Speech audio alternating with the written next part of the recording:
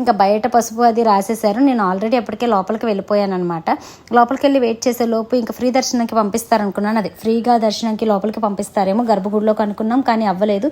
ఇంకా 100 rupees ticket అయితే దర్శనం తీసుకొని ఇంకా బయలుదేరిపోయాం లోపల. దర్శనం అయితే మాత్రం చాలా బాగా జరిగింది. కొంచెమాంబ నీలమాంబ మధ్యలో పోలమాంబ, అబ్బా బాబా ఎంత అందంగా ఉన్నారో తెలుసా. ఈ రోజు అయితే మాత్రం నాకు చాలా బాగా అనిపించింది. అమ్మని చూసి, అమ్మనికి సారి తెచ్చానని కూడా చెప్పలేదు, అన్నీ చూపించి మనస్ఫూర్తిగా దండం పెట్టుకొని బయటకు వచ్చి ముర్రాటి నీళ్ళు అయితే మాత్రం చుట్టూ తిరిగి అక్కడైతే మాత్రం అంతా సారి పెట్టి అమ్మవారికి చూపించి అక్కడ సమర్పించుకొని బయటకైతే వచ్చేసాం. ఈ డే ఇలా గడిచింది అనుకునేసరికి మధ్యాహ్నం వంట చేసేటప్పుడు అయ్యిందండి. అసలైన పెంట అనకూడదు కానీ కుక్కర్ పేలే నా మొహం మీదకి వచ్చేసింది. అదృష్టమే అనుకోవాలి, ఎందుకంటే ఆ కుక్కర్ పేలేటప్పుడు నేను ఒక్కదాన్నే ఉన్నాను, ఇంకెవ్వరూ నా పక్కన లేరు. జస్ట్ మా అన్నయ్య వచ్చారు, వెంటనే లోపలికి వెళ్ళిపోయారు. నా కంట్లోకి ఫేస్ మీదకి మొత్తం తుల్లిపోవడంతో చాలా బర్నింగ్ సెన్సేషన్తో నేను అన్కాన్షియస్ అయిపోయాను 2 మినిట్స్.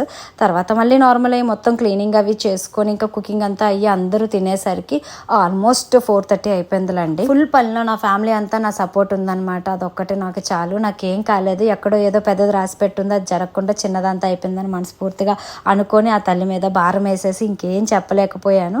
చాలే తల్లి నువ్వే కాపాడావు, ఇంకేం కాలేదు. అంత బ్లాస్ట్ అయ్యి అంత ఫేస్ కుక్కర్ మీద పెట్టినందుకు నా ఫేస్కి అయితే అస్సలు ఏం కాలేదండి. ఏం జరిగినా నా మంచిగా అనుకుంటా. పూజ మాత్రం చాలా బాగా అయ్యింది, సారీ మాత్రం చాలా బాగా పెట్టాను.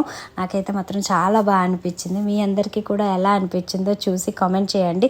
లాస్ట్లో కొన్ని క్లిప్స్ అయితే పెడతాను. నా సీలింగ్ మొత్తం ఎలా అయిపోయిందో చూడండి. నేను మీ వైజాగ్ పిల్ల.